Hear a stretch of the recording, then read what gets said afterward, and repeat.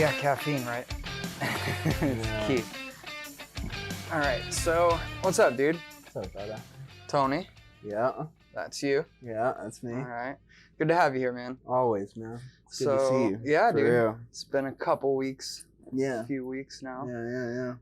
So, pretty much like I was talking to you earlier, main part of like what we're trying to do is just kind of like normalize these conversations about people's different experiences, their beliefs about Okay. drugs, Yeah.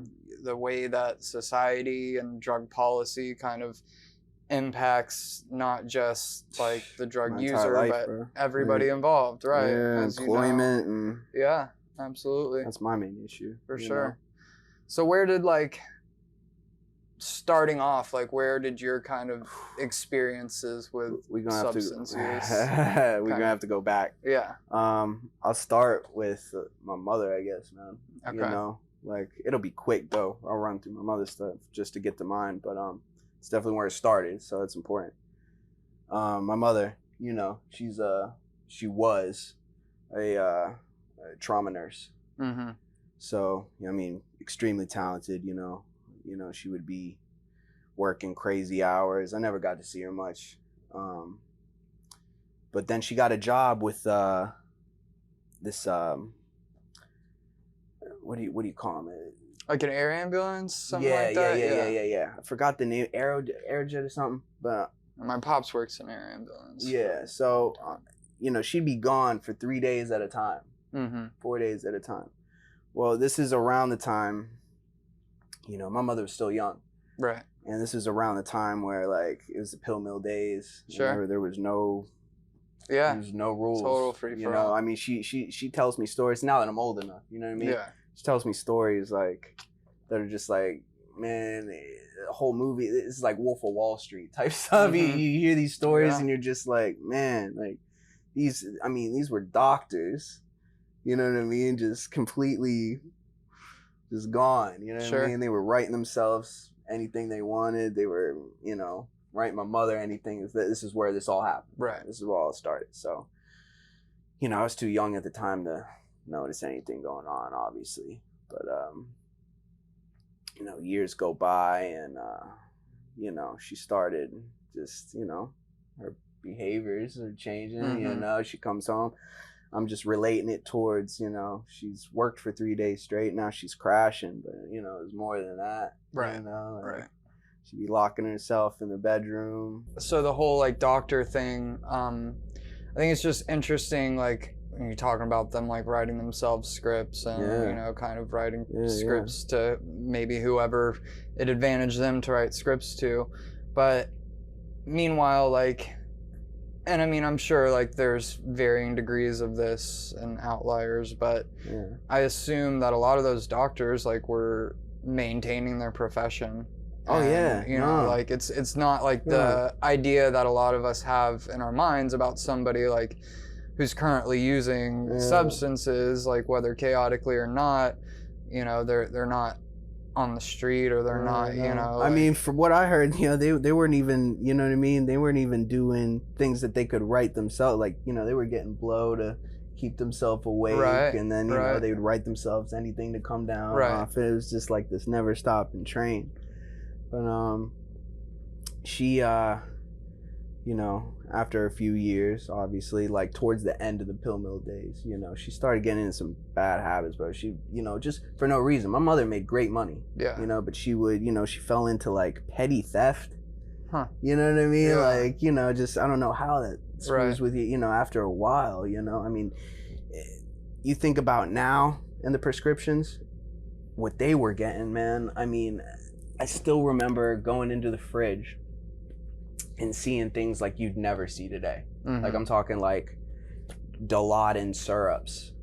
You know what I Jesus, mean? yeah. Like things Yeah, the that just hydromorphone shouldn't syrups. even like hospital stuff. You know what I Right. mean? Like oral solutions, like things that you don't get prescribed, Yeah, man. yeah, you know, for especially sure. in that quantity. Right. Like, Oh, the quantities were outrageous in dude, those days. you Like, get like 1,000 Xanax Yeah, bars. yeah. I mean, the only reason I know this stuff is because this was the end of the pill mill days. You know, she, you know, she lost her job because of the theft and all that. You know, she I think she also forged my father's signature for something. And she started getting in trouble here and there. Right. Lost her license. We moved in with, this guy. Oh, because of all this, I should back up. Because of all this, my mother got into a horrible car accident. Okay. Right. So she was like under the influence of one of the. Yeah, for sure. Yeah. She was coming home from working 3 days straight. Obviously messed up on something to keep her going, and she got in a bad accident. Mm-hmm. And then, as this was middle pill mill days. Right. All you needed was an MRI. Yeah. If that, I mean, if that, you did a bad headache. With that. Yeah. You know what I mean? Yeah. But like MRI, you were good as gold. Right. Like, I mean, she'd get like $300 a month, 30s. Mm-hmm. Yeah. And whatever else. Because she had doctor friends, bro. Yeah. It's like this whole community, and she that's when she started getting real bad. You know what I mean? She'd be just locking herself in the room because now she didn't have a job. Right. We moved in with her one time, boyfriend, and he was worked out some with her to start selling stuff, and that's how everybody was paying the rent. So now I'm 16, going on 17, and she's starting to treat me like an adult. You know what I mean? Right. And you've been her seeing headspace, all this, though, right? Absolutely. Her headspace wasn't, right, because of the car accident and stuff. And she would treat me like an adult and say, this is what we got to do. Mm-hmm. And she would hand me 30s to be like, look, you gotta make some money. Right. Sure. You know what I mean? Yeah. So. Damn, at like 16? Oh yeah. Yeah. That's definitely when I started. Mind you, I wasn't doing them. You know what I mean? I didn't even know what they were. I was just told, like, my mother wasn't even the one who handed me personally the pills. She just explained to me, we need help. Right. And then, her boyfriend at the time was the one who approached me and said, look, he handed me, 50 of them. He says, I want you to move these. Back then they were $10. Damn. Yeah, right. It's crazy. 10, but you moved them for 15 some places, but that's as high as they went. Yeah. And all I was told was, people in your school, or I wasn't even in school, but people that who are in school, because you still talk to all your friends in school. I was taken out. Right. My mother wanted to homeschool me. That never happened. So she took me out of school. Yeah. And then she just never followed through with it. Right. So I just, I left school in middle school. But so basically I was given these pills, and told, hey, sell these, and they're gonna want them, and sure enough they did. Mm-hmm. I didn't know what they even were at that point. The most thing I knew was the cough syrup. Right. You know what I mean? Because I was listening to Lil Wayne at that time, and lean culture. My that blew up for sure. Me and my good friend, we were sitting around, and I guess they heard us in the other room rapping about lean and stuff, because we were just reciting the lyrics, and they came in laughing at us. You know what I mean? Mm-hmm. And I was like, why are you laughing? They're like, do you even know what that is? We're like, yeah. And my ass was like, well, yeah, it's cough syrup and, some soda or some fruit punch. And they're like, yeah, but what kind? I said NyQuil. You know what I mean? I was like, I had no idea. I was like, what do you mean? It's purple stuff. Look. And, I picked up a bottle of NyQuil. I'm like, look, it's like purple. Yeah. It must be the same. So she started laughing at me. And next thing you know, her boyfriend comes into the room. Mm-hmm. It was like, this is what your little rapper friend is talking about. Okay. And it was, the promethazine codeine. Right. And I'll never forget, man, that day. Like, he actually had a whole pint. Damn. They were giving out pint, bro. Like I said, pill mill days. They were. There was no rationing. They were just, here's the factory bottle. Right. Jesus and that's crazy. Like, so he poured me and my friend. Maybe not even a lot. Just he's like, this is what he's talking about. And we're 16, 17, and like. And there's already And a we're whole like- culture But behind I that. looked at it. Oh yeah. So like, But it wasn't as big as it is now, bro. no, This was yeah, like, yeah. you know, I was still like in yeah, Houston, I'm but like I'm starting 31 to get now. out. I was freaking 16, 17. Yeah. So he poured it and it was red. And I said, well, that's not, I started challenging him. I said, that's not it. It's, you know, he started laughing again, you know, because I'm a kid. I don't know what I'm talking They're about. talking about purple drink. It must be but purple. it was high tech, so it was Right, red. right. You know, they had different colors. Yeah, But sure enough, me and my buddy drank it and yeah. you fell in love right there. Sure. You know, that was definitely the first opiate I had. Mm-hmm.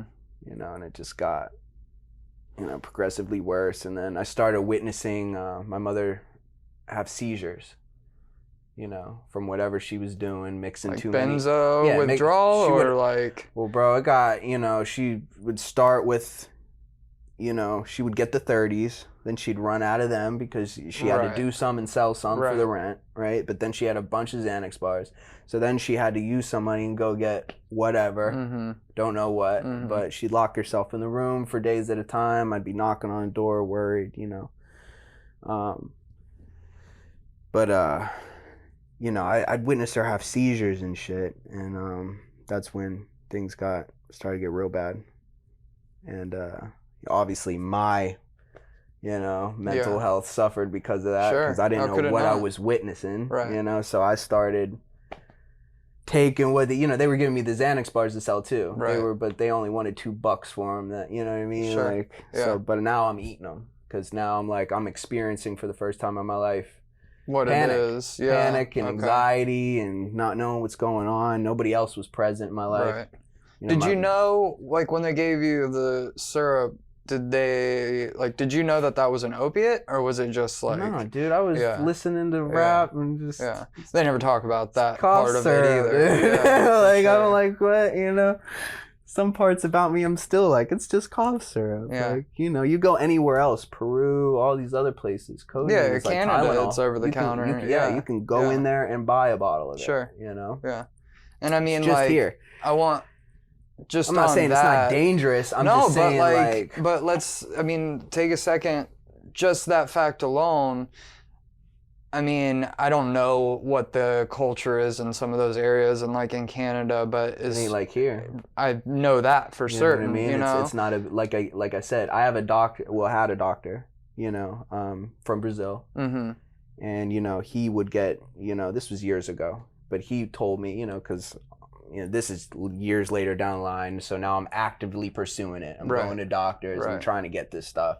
You know, it was my safe haven Right. in my head. You know what I mean? Because like, for what it was, when I was dealing with all that with my mother, you know, like, I would always circle back to that because it was like, you know, blocked me from my emotions, and Sure. it became like the security blanket, you know, because it was there for me through, as silly as it sounds, through traumatic events. Mhm. You know what I mean?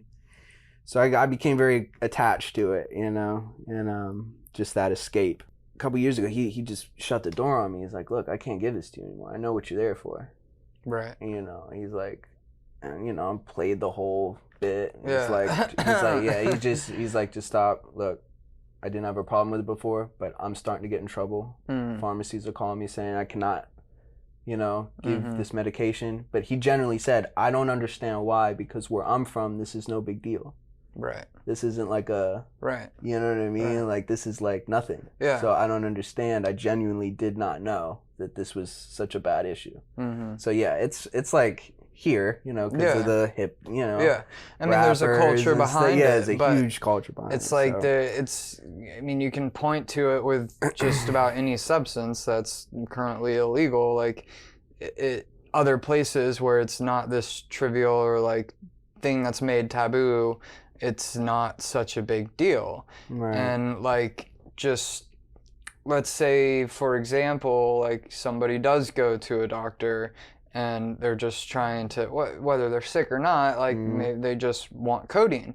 yeah. And as far as like being told like no, and again, like, yeah, there's like legitimate prescribing laws, but going back to like anytime you prohibit something like a substance, you're gonna have like more issues that come about it. And I know that there's been, you know, like counterfeit or black market dude. lean even coming out. man. You know, I know like the pressed In the, pills in the, are in an the, in the issue, recent but years, absolutely. yeah. It's something you gotta watch for, because now it's like all they're doing is adding fentanyl, right.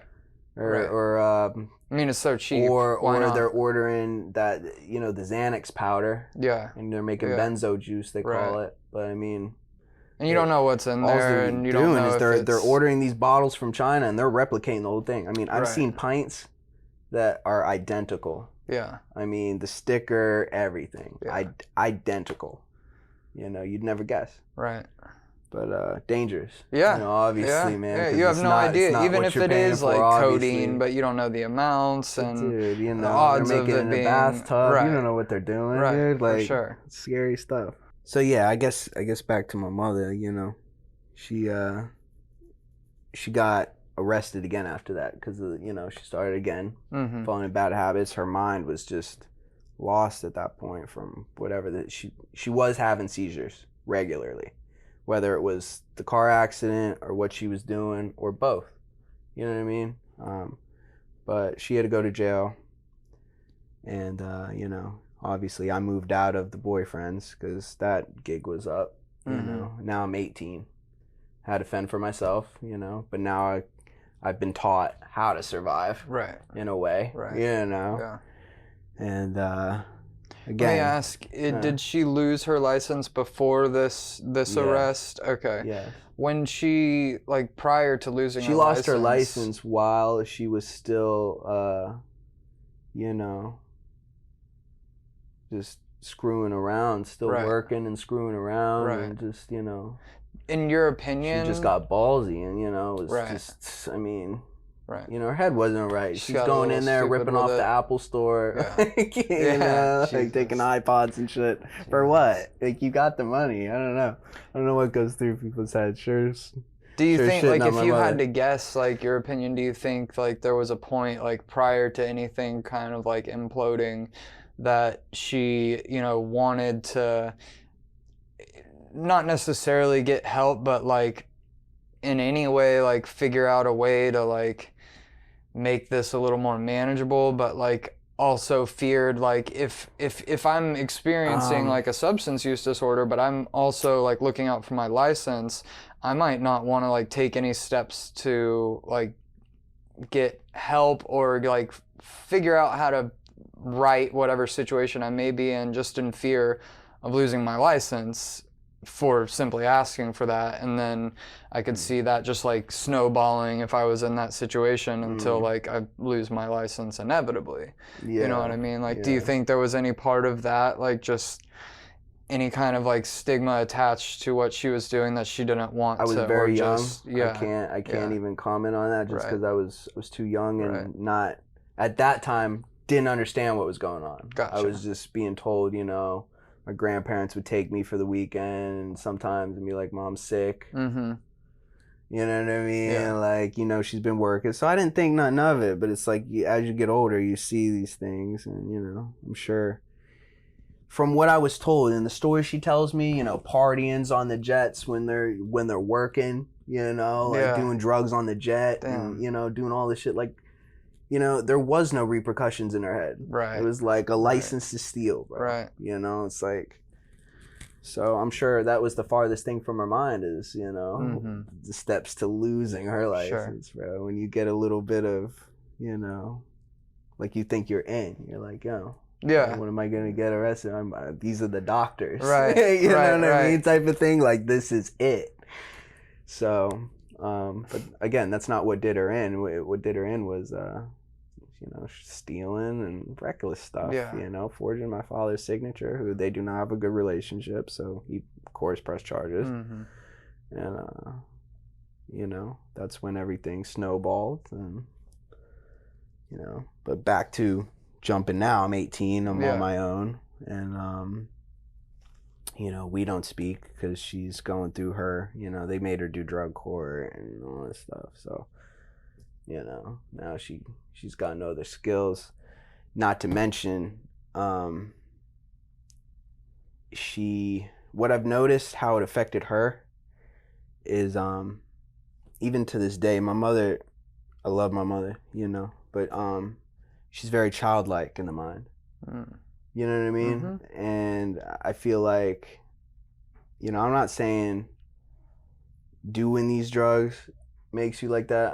I'm thinking just overdoing it. You know what I mean? Right. Over abusing it. Right. Like it's definitely gonna stop mental growth, and you're just gonna, you know what I mean? But it's almost like she regressed. You know what I mean? Sometimes it's like, I used to remember just talking to her like, this is almost like a kid, what I mean? I don't mean to put my mother down, but no, I mean now she's a lot better. Yeah, now she's been sober for 10 years. Yeah, I mean, I would say like in my own experiences and my substance use, like there was a period, like 7, 8, 9 years where, like I wasn't growing or maturing. Yeah, and I wouldn't necessarily like put that on any of the substances I was using as much as it was like the life that I was in. Exactly. I mean, there wasn't anything else that there's no evolution and there's no growth because you're just stagnant. Right. You're comfortably numb. Right. So it's like you're not expanding your mind. You're not, So in a lot of ways, like I thought that's kind of what it's supposed to be. You know what I mean? I think a lot of times we fall into like self-fulfilling prophecies of these substances, like not saying like that I thought I was supposed to stop maturing or anything, but I say this often, like I didn't feel like there was necessarily another option ever given to me. Like if you use opiates, you use heroin, whatever, like either you don't use those things and you like mature and progress through life, or you use those things and you stay stagnant. And like there wasn't in my mind any other choice, and so like I just fell into that because that's always what I've been told. Of course, yeah, absolutely. So you're 18, and where are you at with that? Like at that point, man, 18, tried ecstasy for the first time. I was in a very bad place because all this stuff mentally. Mentally, I was just, like I said, eating the Xanax bars and just, like I would wake up and eat them because I was so depressed, watching my mother go through all this stuff and like I wasn't eating right, I didn't have no job, you know what I mean? Like nobody was feeding me because they were just comatose. Right. You know what I mean? So, then, my buddy reached out to me. He said, I know you're not doing so well, man, and I want to come over and share something with you that's gonna help you out a little bit, like raise your spirits, So he came over. I let him come over, man. And I was thinking dark thoughts, that week, man, real dark thoughts. I mean, we've talked about prior, a long time ago, just how dark those thoughts were around that time. Sure. Yeah. And he came over with, a blue Louis Vuitton, and then later that night we got some green and orange Dolphins. But like I said, best night of my life. Don't regret a single part of it because I do believe that saved me. Yeah, I do. Yeah, I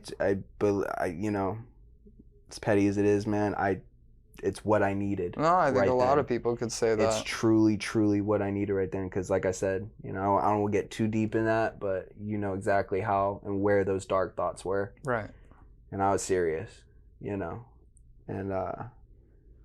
that definitely changed everything for me that night. Gave me it showed me that I could be happy again. You know what I mean? It was possible. And I mean, that's no like laughing like matter or like a petty thing to say. I mean, you can, in my opinion, apply that to like any substance. Like we benefit, like nobody does anything that they don't benefit from in some way. It's just when something like the cons start to outweigh the pros or whatever. But like I could comfortably say like I wouldn't be here if I didn't have opiates for like a time, and like that was legitimately the only thing keeping me alive through like a serious chronic illness. But absolutely. Also like that solution became problematic for me like in other ways. But I mean, MDMA is in like phase 3 trials with MAPS for the treatment of PTSD. Like all for it, man. It's just about they In also the right environment, I'm all for it. right, Like, and they go about it in a specific way because they have knowledge on the substance and like knowing how it can benefit, how it could be potentially problematic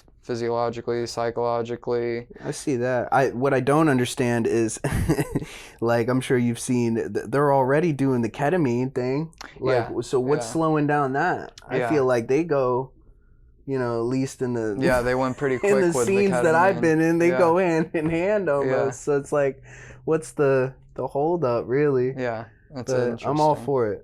I'm definitely all for it because it played a big part in saving my life, even not just that night. Like, that night brought me to obviously the rave scene, and that was like, back then it wasn't what it is now. It wasn't commercialized. It was like you met at this, club every week, and it was It's an just underground the community. same people, and it was Yeah. a family environment, which is what I desperately needed at that time. Right. I needed friends. I needed to be around positive people, whether it was fueled by artificial love and drug, it didn't matter. It was what I needed. I mean, what's artificial? You know what I mean? Like, the drugs only work because of what is already in your brain. What's already like, there, it dumps a crap load of serotonin, floods it. but that Floods serotonin is there. Yeah. Yeah, absolutely. So, but I was grateful for it, man. I'm still grateful for that night. And, but again, circling, that's when things got problematic. Now I'm in the rave scene, and I still got, now you're faced with, okay, I'm escaping from all my past traumas every weekend, but then you come out of it after that 3-day week, and now you gotta survive. So how do I do that? Well, now I've linked up with all these people in the community, and now I know what to do, right? So now it's like I got involved with ecstasy and psychedelics, and, just little flips here and there just to get me fed. But now it's like, as you get older, more bills come. You gotta get things in your name. It ain't just about food anymore. It's like, so, I took that big step, what I mean? Really started doing it, like, big time. And,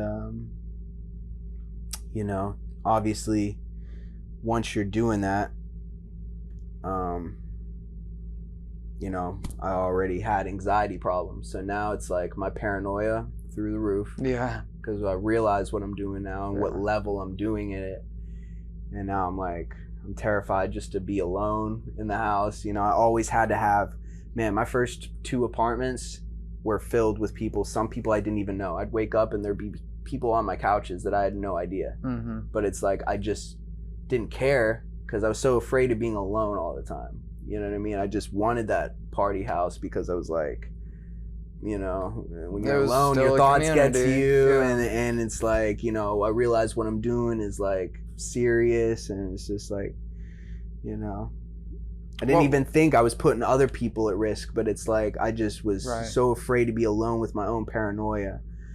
And what was your use of MDMA like, and did you have like any knowledge as far as like ways to reduce potential harms from MDMA, or like spacing out doses? I would love to talk about that, man, because what kids grow up with today, I am so grateful, because I wish we would have had things like that, like freaking Dance Safe, pill reports.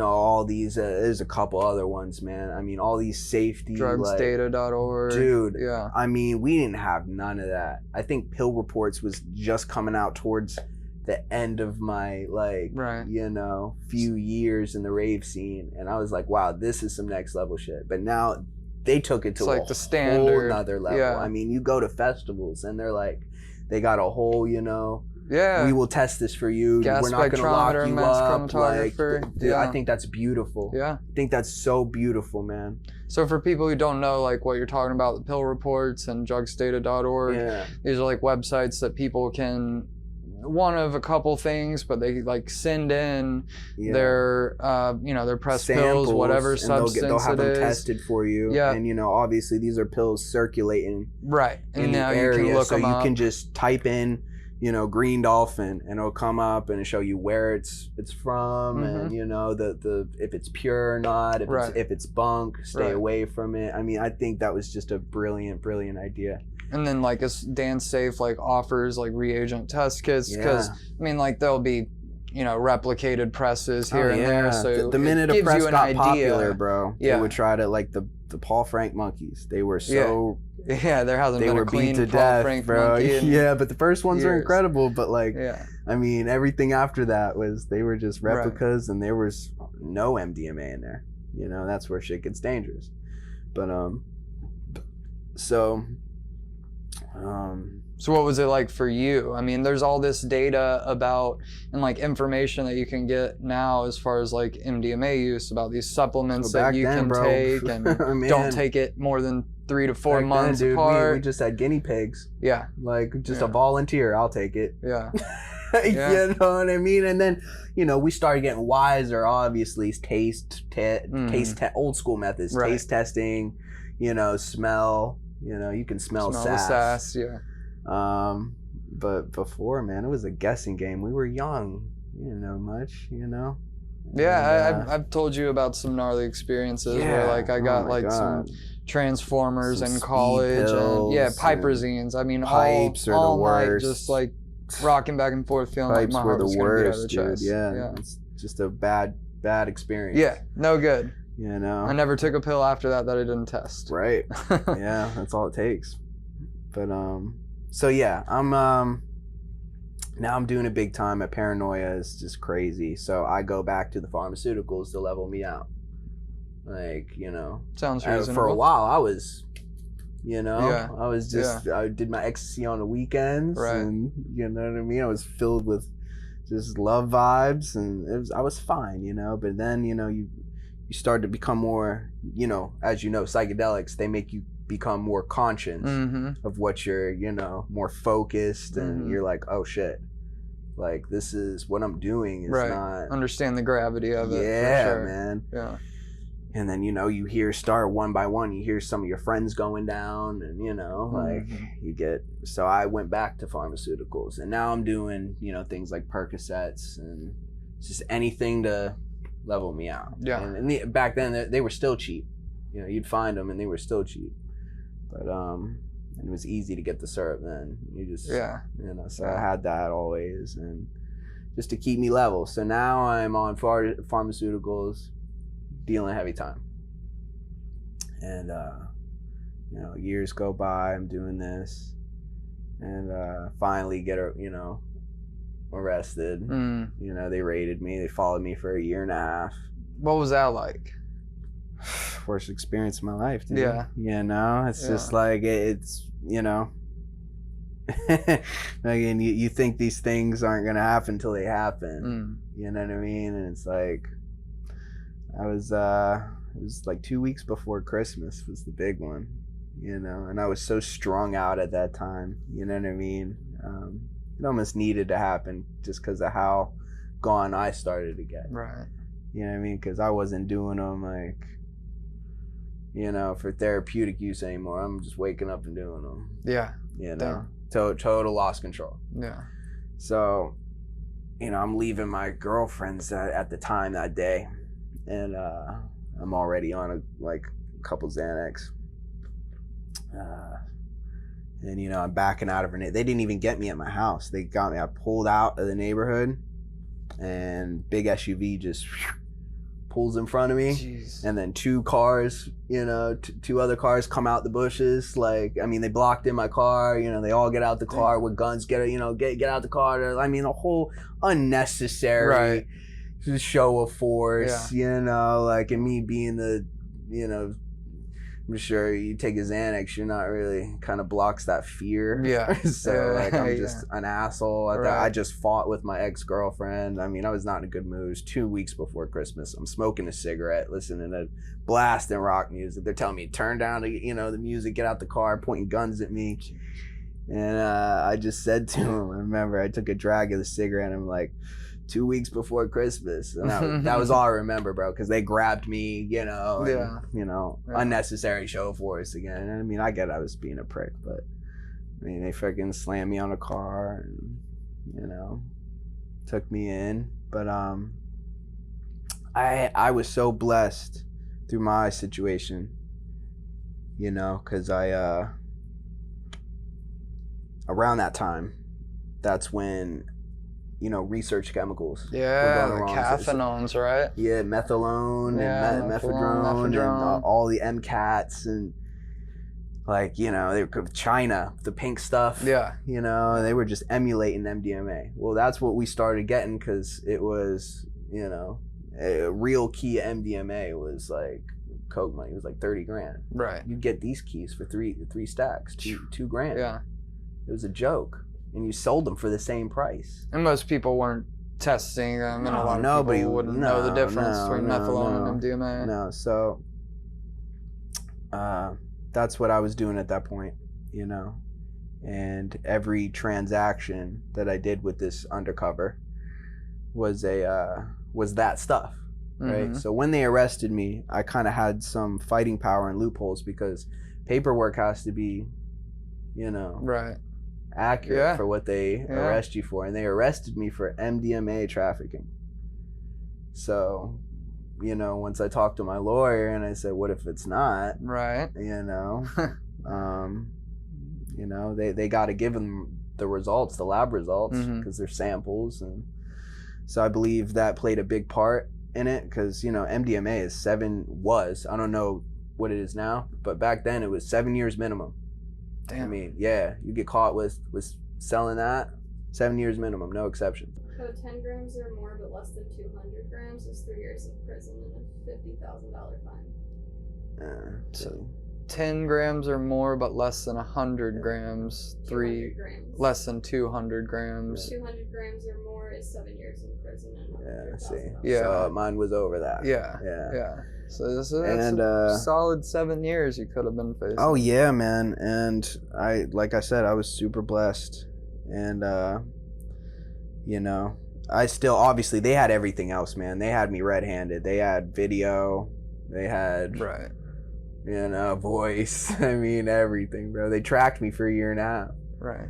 So I had to take the felony. You know, that was definitely part of it. What was the But I got felony house charge? arrest. You know, that was, you know, my saving grace. I didn't have to go to prison. They just gave Right. me house arrest, and, you know. Was the charge like trafficking of a controlled substance? Was methadone even It was scheduled at the time? Trafficking, and then they brought it down to sale. Okay. You know, Yeah. sale of whatever. Right. I don't know. You'd have to look it up, but Right. what was important, they moved the trafficking charge because that's Right. super serious. Yeah. I mean, not that, which brings me to this part of the story is not that it makes much of a difference because you still won't get At the hired. end of the nowhere. day, it's a felony. yeah, you Yeah. know what I mean? It's a drug charge. They ain't gonna hire you. Yeah. I don't have the right to protect myself with a firearm. Right. You know what I mean? Like, it's And they're not looking at like, was this a violent offense? Did No, this they don't offense care. involve any They of don't care about this? none of It's- that. They it's just, you're a controlled criminal, you're a substance. criminal. Yeah. so. Yeah. And you know, bro, we've had talks, you know, because my mother, listen, when she was good, man, I looked up to my mother, you know, because she raised me by herself. Mm-hmm. And it's like, she was very, very, very talented. I mean, she could have been a doctor. Right. Just working in trauma. I mean, she's seen like horrific, like the stories she used to tell me with gunshot, you know, dealing with Yeah. people with gunshot wounds. Yeah. And, you know what I mean? Like, her playing a big hand and saving people like that. I was just impressed. Man. So it's like I was looking at the medical field. You know what I mean? Mhm. It really was. And then obviously I was always, you know, even from a young age, I used to get little bullshit science sets. Yeah, You know what I mean? yeah. I was just always intrigued with how you could alter, you know, the mind through, you know, just Yeah. little concoctions I and feel that, potions. I for liked, sure. you know, I liked wizardry and Mhm. stuff like that. So to me, that's modern day witchcraft. You know? Yeah. Oh, It's yeah. like, is it not- Pharmacology for sure. Yeah, is it not Absolutely. like? So I was always intrigued with that, man. You take And- somebody from the 1700s and show them like Yeah, medicine exactly. today. They're gonna be that's like, witchcraft. that's a witch. Yeah. you know, Yeah. like it's a spell. So I always loved that stuff, man. So I'm not as strong stomached as my mother. I could never work in ER or Mhm. anything like that. So I wanted to do something medical, but you know, I would have loved being a pharmacist. I would have, you know, just for my, you know, because I believe, as dark as all these places bring you, I believe that there is, you know, a need for something somewhere. You know what I mean? Like, all these things aren't, you know, that they can lead you down some dark roads, but it's at the end of the day, it's your choice to of course. go They're down that inanimate road, objects. bro. It's All a substance. exactly, all they do is What they do. provide, you know, relief of pain Right. or whatever, relief of anxiety or whatever, man. It's, you know, that None of them are inherently good You or know? inherently bad. no, of course, that feeling, just being free from that for a second is addicting. I get that. Yeah. But, like, bro, at the end of the day, it's just a compound, Right. you know? And I always, and I'm not even talking about anything that's going to mess you up, like even blood pressure medications. I was fascinated in all of that. Sure. How just one little thing could just, Yeah, it's wild. you know, Or save the body, somebody yeah. or just, like Yeah. set you on the right track to be living well, you know? And obviously, bro, I can't work with medicine or, Right. you know, nothing. You know, I'm completely shut off from that whole idea. It doesn't matter how many time, you know, you get back to society or, you know, Mm-hmm. you know, Yeah, I mean, like it's pay your dues, bro. Like, Yeah. you just, yeah, this is it. yeah, for You know, life. and until things change, hopefully. Right. You know, I would still, you know, if things changed, man, and I was like 40, I would still pursue that just because, you know, I'm in a much better headspace now. Yeah. And, Yeah. you know what I mean? I would love to be given, like, they say they give second chances, bro, but they don't, bro. You know what I mean? Like, Yeah. Like, I'm talking people need a true second chance sometimes. Yeah. You know what I mean? And I mean, people shouldn't just in the first place like be facing that kind of like retribution for a substance Right. that exactly, you know, like especially. I'm not talking about violent crimes. I'm talking about drugs charges specifically. yeah, Like, yeah. I mean, all they do is create a situation. right. All the current drug policies do are kind of create a situation in the climate to put somebody or keep somebody on the path of Mhm. like, if you want to look at it as like a negative path, but like if somebody is, you know, using a substance and then like everything's fine, but say they lose their job because they get a drug test, like Mhm. when they're not, they use a substance when they're not working, like over the weekend Right, or something, right, and they get a right, drug right. test at work and now they lose their job. Now like relationships start to Oh, become yeah. unwound. Absolutely, Like just man. creates a, I mean, how are you expected to, you know, progress in life, become like a contributing member to society if like you're discounted and cut off because of breaking a law that's Mhm. you know pretty antiquated and about a substance that, like we said, is not inherently good or inherently bad. Yeah. These are just substances. It is what it and is, man. yeah. You know, I'm sure there's, you know, I've read a whole bunch of other things saying like, you know, I don't know enough about it to, you know, but Right. you know how it completely rewires the brain. You know what I mean? In what way do you Yeah. mean, like what rewiring the brain, like Just making it like these people were saying, just these, you know, pharmaceuticals, they completely rewire the brain to where like you have completely no choice. Like, you know what I mean? Yeah. Like whatsoever. Like you are Right. just wired that way Right. forever. right. And it's like a permanent thing and there's no hope, you know? Mm-hmm. Like, I mean, that's kind of not too far off from some pervasive ideas in and out of 12-step rooms. And so, Mhm. I mean, like, and I think everybody's experience can certainly be different, but like you go into a room and you're told like you have an allergy to alcohol or whatever the substance, and like there's not any way around that. Like every time you drink or you use a substance, like this is what's going to happen. And then I mean, I've seen for myself, like people fall into a self-fulfilling prophecy. Like, you know, I had a friend who was active in one of those 12-step fellowships for a while and, you know, had a good amount of time in recovery and decided to start drinking some wine, like with dinner, like a glass of wine. Right.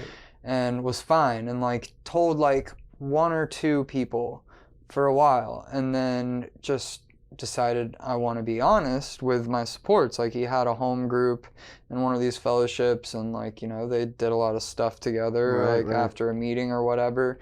And he told him like, hey, like, this is where I'm at. Like, I drink a glass of wine here and there with dinner. Like, I haven't had any, you know, negative consequences. Nothing's gone wrong. And then everybody pretty much, like, for one, they told him like, oh, you're gonna screw it all up. Like, you're yeah, I mean, like, that's just what's been ingrained into them. Right. And that's also what they feel like they're supposed to tell this person, is if like you keep on this path, like, you're just gonna fall back into chaotic use because that's where you've been before, and that's just like a certain thing. And then two, they were like, you know, you can do what you want, but like, if that's how you're gonna go about it, like, you can't like continue to be a part of our group, basically, is what they told him. And it wasn't much longer after that he did end up smoking crack and then like drinking heavily.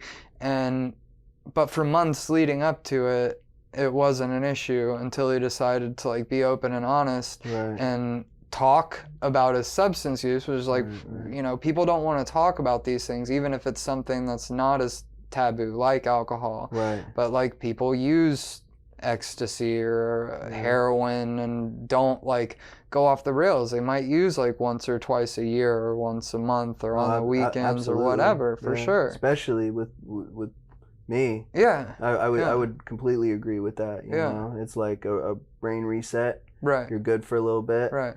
and like Right. But people don't want to talk about that. no, You know, because like, that's unfortunate.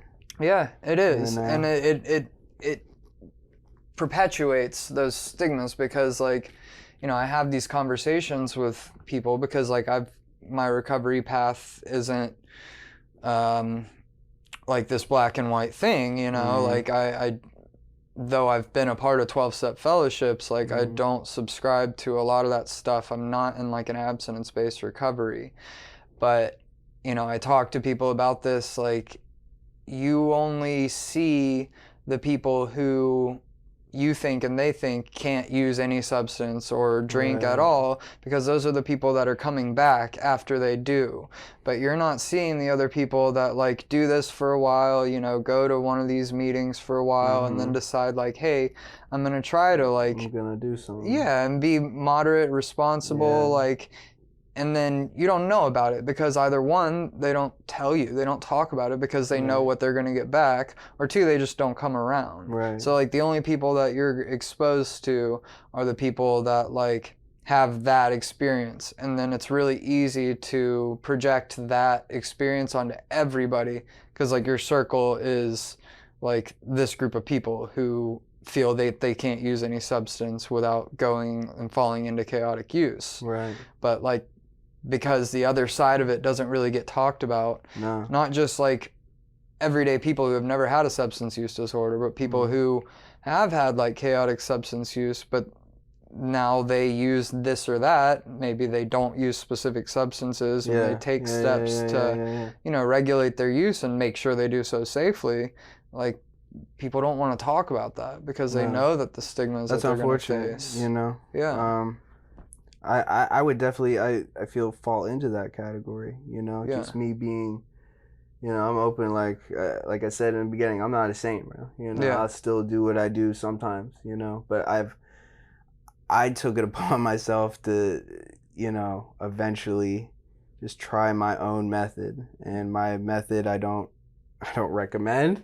Mm-hmm. You know, it's just what worked for me. Right. You know, and I would literally, you know, how long I would go on my binges for. Yeah. You know, and I'd be Yeah. like, you know, it'd be like long binges. I'd be every day, 2-3 months straight, going hard. Right. You know, and get my body real addicted With and opiates and then I'd go cold benzos. turkey. Yeah. Yeah, You that's know? not fun.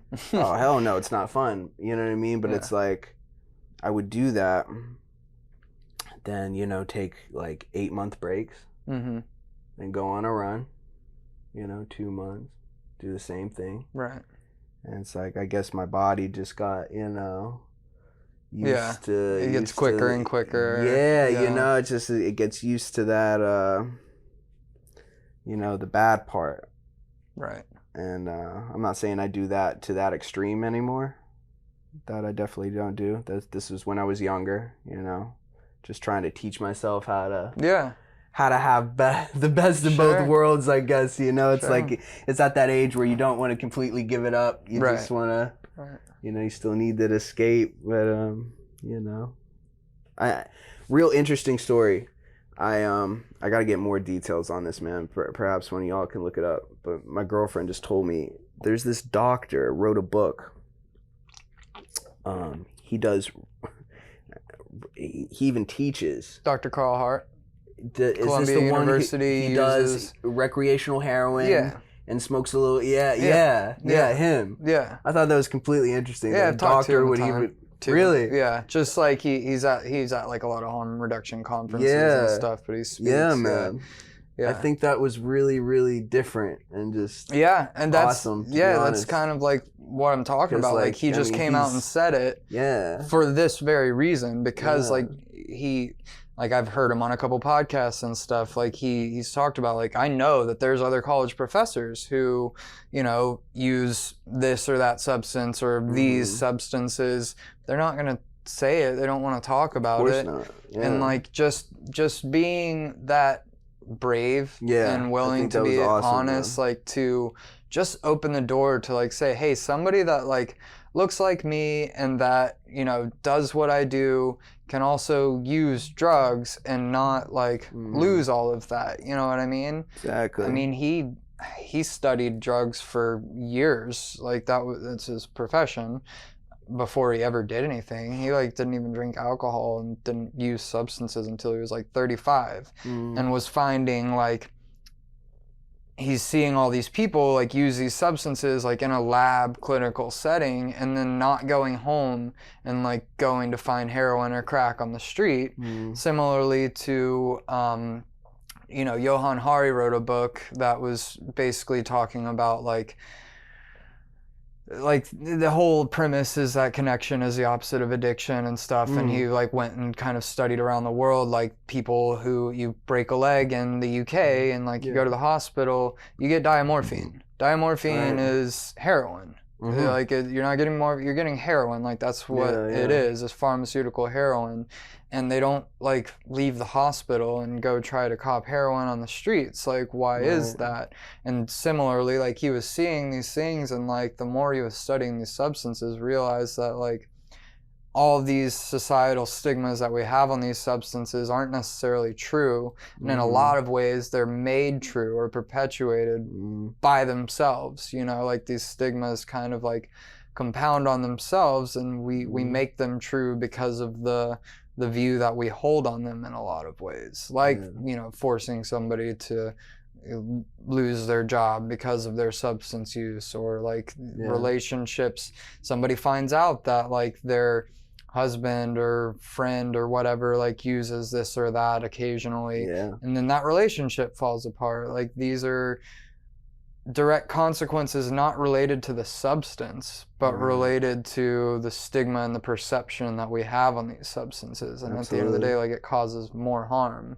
than anything that the substance itself could do. And I mean, just I think extremists. I think one key thing that, you know, he does talk about is like he takes steps to make sure like whatever he's doing is safe. Like he sources his heroin from I mean, he's not getting heroin laced with fentanyl, and if he can't get heroin that's heroin and that doesn't have fentanyl, then he's just not going to do it. Not going to do it. Right. Exactly.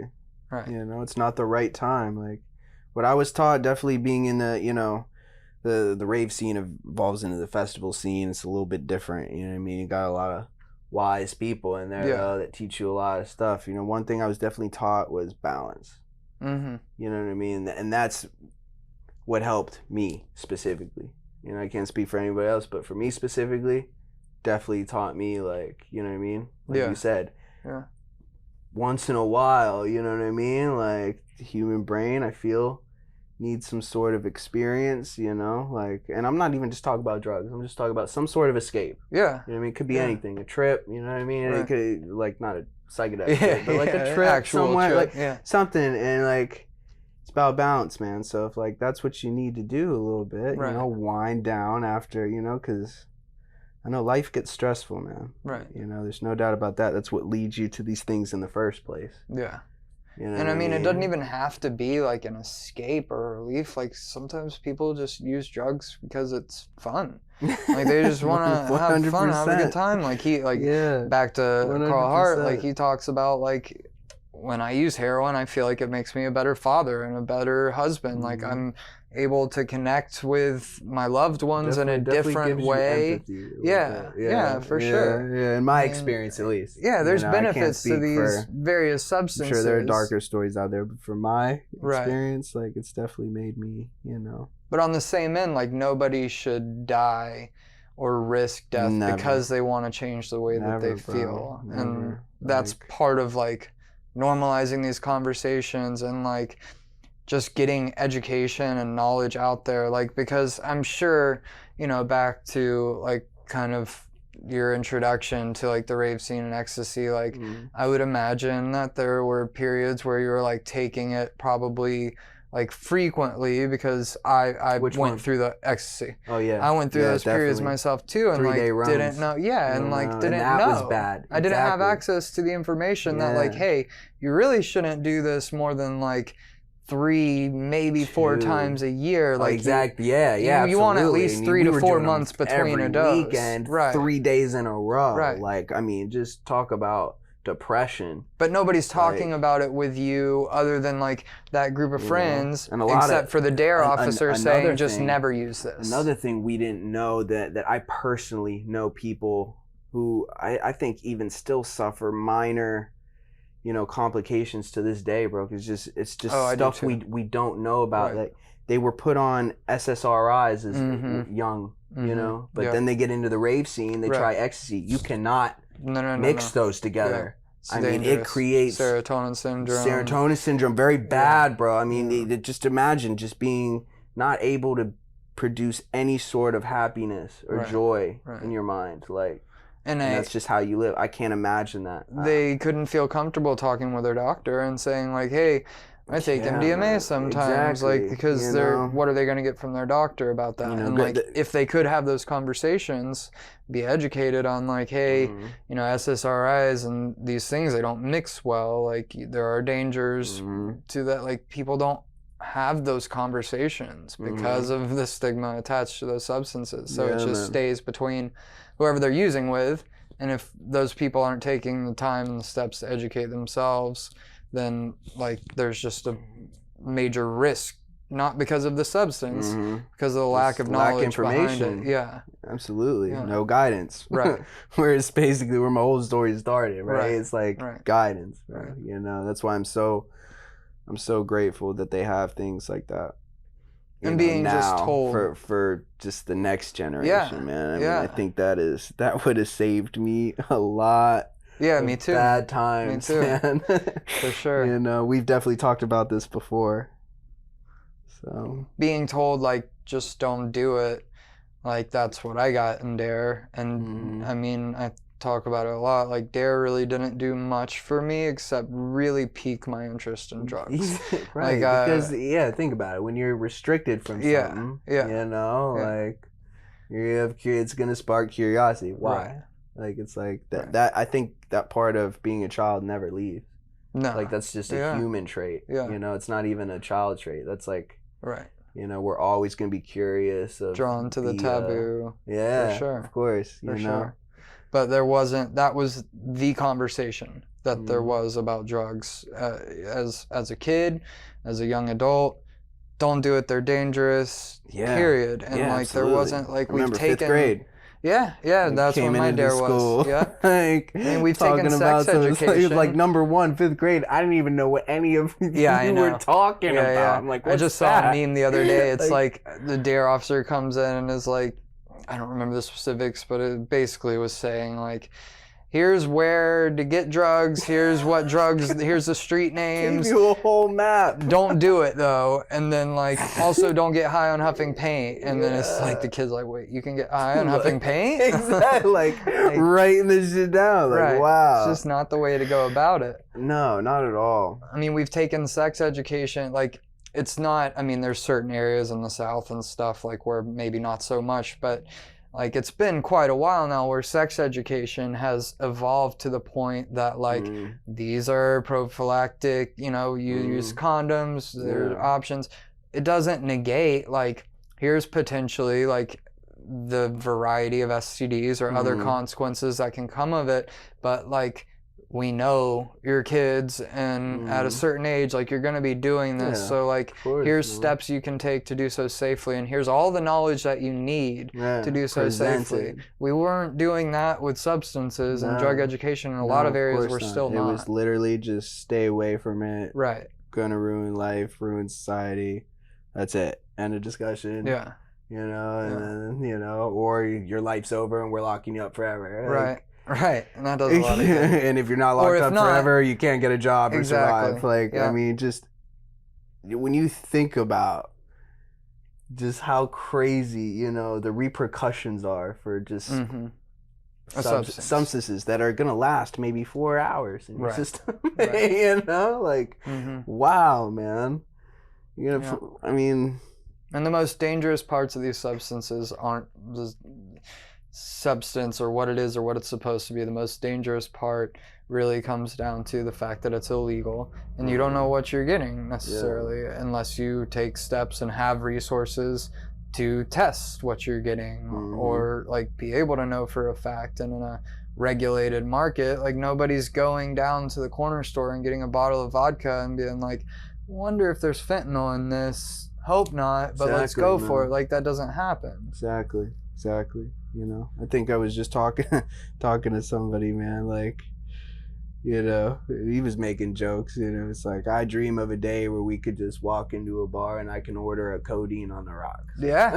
you know, like, it should be. But it's just, you know. I mean, what are bars but safe consumption sites? Exactly. It's no different than inside in Vancouver being a safe injection site. Where did that was my next question. I was like, wait, I know there's a place where like, I don't know where it was. I heard this where you can like, they give you fresh needles. And I think they supply you with it, right? Not there, not at Insight. You have to come in with your own substance and like, but there is. Is there a place though? Yes. Where apparently they even hand you like good grade. You don't have to even worry about whether it's bad. Like, but you do have to sit in this one area. Yeah. Okay. So like there's a program, I think the first one was in Switzerland, but I'm pretty certain. Tori, if you could look up like, nice. She's on that shit. Where they have, it's basically heroin maintenance. You know, typically it's twice a day. I have a friend in the UK who was, I don't know if he was living in the UK at the time or in another country in the area, but he was on the heroin maintenance program a couple times. And he said he would go twice a day, get the heroin and do it there, come back later on in the day and same thing. I mean, for him and his experience, he was like, well, I just kind of like started developing other things in my life because I wasn't spending my whole time tracking down the dope, figuring out like where to cop, where to use, whole focus of and panic. Right. You know, we've talked about just the panic, waking up like that at anxiety, your worst, just waking up and the first thing on your mind is, oh my God, I can't do anything else in my life until I get this because I got literally 20-30 minutes before I start getting sick. You know what I mean? So, but that's when you're at your worst. And then as soon as like periodically, you know, recreationally, like, you know, there's that whole anxiety behind it, and I mean, it's so for I'm me sure like that as soon as that. Exactly, like you just as can soon as the dope focus boy on was life. on his way, like my anxiety would lift or whatever, you know, which like I would feel sick, and then knowing he was on his way or having it in my hand, like I'd be like, oh, it's better, which just shows how much can be in the mind. No, psychologically, absolutely. But his experience, like after getting like past all that, and then actually like developing other areas in his life that he had stuff to live for, he the way he put it, he was like, I just kind of got tired of it. Like it got boring. Exactly. And he was like, I weaned off and like went on with my life. That's what I'm saying. Yeah. Like. So I'm only seeing stuff about Switzerland, but it looks like after they instated the program, drug overdose deaths dropped by 64%, HIV infections dropped by 84%. Holy Dropped smokes. by 98%. Proof's in the pudding, bro. So in Switzerland, so you said that the overdose deaths dropped by 64%, Yes. and the STD. HIV dropped By 84%. I want to read more about that because that sounds almost too good to be true. That is But like if it's a not, huge wow, drop. proof is in the pudding. Yeah, I mean, well, Insight, the like first safe injection facility, Mhm. they've probably, I mean, I don't know their numbers off the top of my head, but they probably had countless overdoses. But I do know that they've had 0 overdose deaths since they've opened. You know, like somebody's right there. And Narcan, like I say this a lot, like there's very few things in like medicine and like that whole field that work the way that they were intended to Yeah. every time. As long as you get to somebody on time and it's an opiate, like Narcan's gonna work. Yeah. Which is like overdose deaths, specifically opioid overdose deaths, are so senseless because we have this, but people, again, comes back to shame and stigma. They use behind locked doors. They hide these things, and that's why people die. Mm. There's this life-saving tool that's easily available and easily administered, but Right. people don't want to. Extremely now, right? You don't Oh, even yeah. got, before you had to like what, jab somebody in the leg. Yeah, the old school like IM. Yeah, I mean that's now just that's up the the last nose. time I saw it. Yeah, But now you got actual, like, like vials. a whole, a nasal spray? Yeah, yeah. dude. It's so But super simple. Super simple. And it's, I mean, it works. I mean, you're there when they get there on time, as long as you're in the amount of time. Mhm. And if the person's not hiding and not behind a locked door, or they're in a safe consumption site, like that's just immediate. Like there's really not, Exactly. there's not a lot of gray area there. Like just no overdose deaths. People are going to overdose because in that situation, they're not getting a regulated substance. They're still getting it from the street, Yeah. but they're safe and they're not going to die if Yeah. whatever they get happens to be too strong. Now there is a program where in Canada now where you can get, it's basically like a form of medication assisted treatment that's Dilaudid. So they don't have diamorphine in Canada like they do like in the UK and Europe, but they have Dilaudid, hydrocodone. So people are on this program and they actually have like vending machines where like you have to be on the program. Like it's not just What? anybody can No, go. I figured that, but wow. Yeah, and there's a specific dose That's that's incredible. been written out, and they can go get Dilaudid and do their Yeah. thing, and they're not like risking what's in this dope, what's in that dope, and like Yeah. going around all over the place. It makes a difference in people's lives, Yeah. which goes back to like, it's not the substance, right? Like, I mean, we all got aunts and grandmas and whatevers that take opiates, strong Yeah. opiates on Oh, a yeah, daily of basis, course. and they're not out like doing Of course. whatever we have in our minds about people that use opiates do. Yeah. It's not the substance, it's all the stuff that societally comes with Yeah, substance use, and the stigma is attached to I'm it. actually seeing kind of the opposite with that. I have, I talked to a couple of my friends' mothers and stuff, and they've been, I mean, they actually have real problems, bro. Like Right. their MRIs are Right. horrific. I mean, like, and they've been living with this for what, 15 years. Just this year, I mean, imagine giving them, okay, you got to take 330s a day. Mm-hmm. They've been on them for 15 years. Now they're telling them they got to wean them down to 10s. So Oxy 30s. Yeah, now they're 30 to giving them 10. 10s. This just started happening this year. And they're still giving her problems about even filling her scripts. Yeah. You know what I mean? Like, Yeah, I've been and it's hearing like, that. mind you, these are actual people with, Right. they ain't trying to get high. Right. This is like, yo, Right. they are jacked up, Right. dude. And then that's created, I've seen that's created this whole other kind of disdain for Mhm. drug users and people that did have problems or do have problems, because I mean, as a person who both had chaotic substance use, had problems with opiates, but also had like a serious chronic illness and needed opiates. I still have that illness, but it's much better now. I don't take opiates. But as a person who's like has been in both like kind of arenas, like I've seen people that do have chronic pain, and I experienced it myself, getting it harder and harder to get the medications that they need. Yeah. And then that it doesn't get turned into like this is a problem with our medical system. It gets turned into all these drug users ruined this for the people who need it, which isn't productive. Like, No. because, you know, not to say that people didn't take advantage of the pill mills and all that stuff, and they certainly did. They did. But like people Absolutely. also develop problematic substance use after like Yeah. being on it for legitimate reasons. Yeah. Whatever it is, further stigmatizing either group and then Yeah. making it harder for people who truly need it for their physical health to get it, like that doesn't fix or aid the situation.